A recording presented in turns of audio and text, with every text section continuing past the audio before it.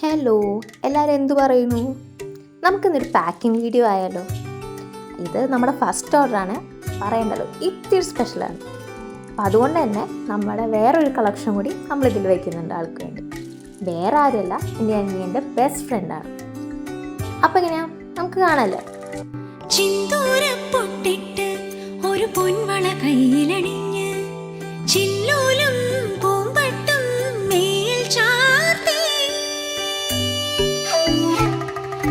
മൂവന്തിക്കോലായിൽ നിറമുത്തു വിളക്കു കൊളുത്തി നിന്നാമം മന്ത്രം പോലുള്ളിൽ ചൊല്ലി